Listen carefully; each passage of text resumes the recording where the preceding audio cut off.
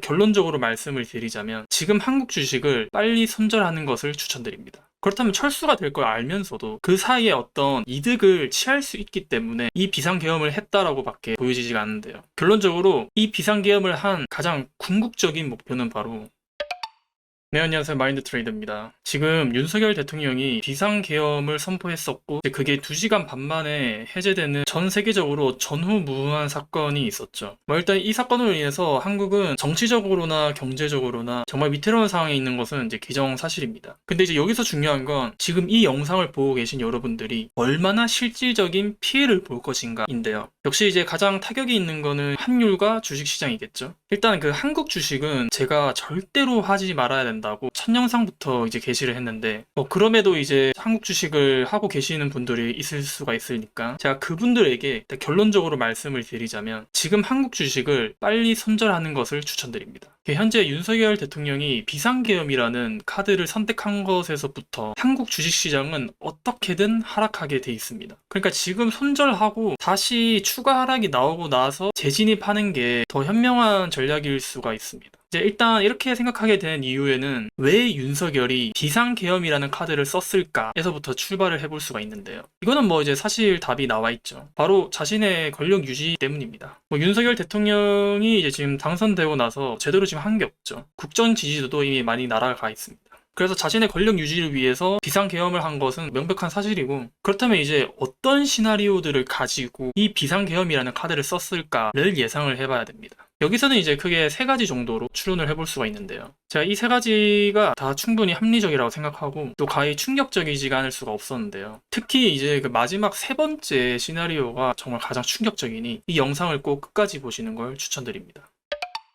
일단 왜 윤석열이 비상계엄이라는 카드를 썼을까에 대한 바로 첫 번째 시나리오는 현재 야당 내에 있는 국정을 마비시키는 종북 세력 그리고 반국가 세력들의 척결입니다. 근데 이제 이 시나리오에서는 바로 의문을 가질 수 있는 게 왜 2시간 반 만에 계엄 철수가 될 것을 알고도 그렇게 진행을 했는가인데요. 현재 국회의원 300명 중에 175명이 민주당, 야당인데 지금 여기서 150명, 과반수만 나와서 계엄 철수에 대한 요구를 하면 이제 바로 철수가 되죠. 그래서 윤석열 대통령은 이걸 모르고 했을 리는 없을 겁니다. 당시 철수했을 때 표정만 봐도 이것을 당연히 예상했다라는 느낌을 받을 수가 있죠. 그렇다면 철수가 될 걸 알면서도 그 사이에 어떤 이득을 취할 수 있기 때문에 이 비상계엄을 했다라고밖에 보여지지가 않는데요. 결론적으로 이 비상계엄을 한 가장 궁극적인 목표는 바로 선거관리위원회에서 민주당의 부정투표를 밝히기 위함입니다. 계엄이 선언이 되고 국회에는 이제 30분 뒤에 경찰이 막기 시작하고 이제 계엄군은 1시간 뒤에 헬기를 타고 이제 도착을 했는데요. 반면 이제 선관위에서는 계엄이 선언된 지 바로 6분 만에 계엄군이 투입이 돼서 무려 3시간 20분 동안 청사를 점거했죠. 그러니까 국회에 투입된 계엄군 같은 경우에는 사실상 시선 분산용으로 투입될 가능성이 가장 높아 보입니다. 실제로 이제 그들은 작전 내용이 뭔지도 모르고 투입됐다라고 하죠. 투입된 병력 수도 선관위가 국회보다 훨씬 더 많으니 올해 있었던 국회의원 선거에서 민주당이 어떤 부정투표를 밝히기 위해 비상계엄을 한 것이고, 그로 인해 다시 자신의 권력을 되찾는 게 이번 비상계엄의 목표였다라고 가장 합리적으로 예측해 볼 수가 있습니다. 근데 이건 사실 누구나 예측할 수 있는 시나리오였고, 이제 가장 중요한 거는 이 다음에 윤석열 대통령은 어떤 행동을 취할 것인가입니다. 그래서 바로 이어지는 그 2번째 시나리오, 비상계엄보다 더 큰 무언가입니다.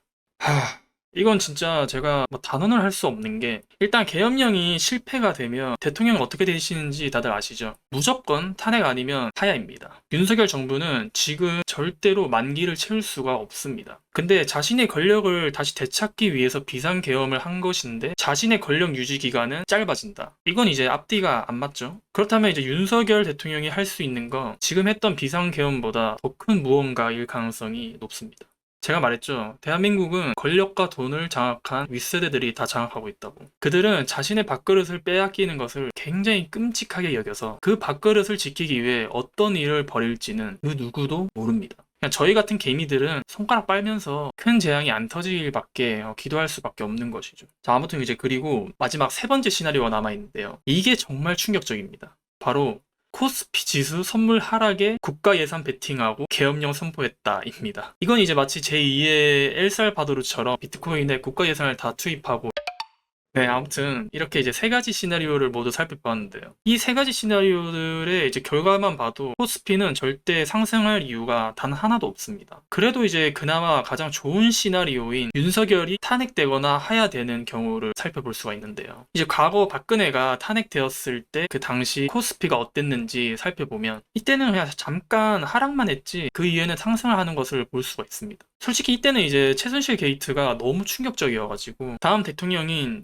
문재인이 좀 잘해줄 것이라는 좀 기대도 있었고, 또 그때는 코스피가 또 굉장히 오랜 보합권에 있었기 때문에 한번 뭐 슈팅 쏘지 않을까라는 뭐 그런 기대감도 있었는데, 아무튼 이제 그 다음에 문재인이 대통령이 되고 나서 나라가 좀 개판된 건 사실이긴 하죠. 그래서 이게 다 들통난 마당에 지금 이제 윤석열이 탄핵되고 나면 그 다음 대통령은 이재명이 될 게 확실시해 보이는데, 솔직히 이재명이 대통령이 된다면 잘 모르겠습니다.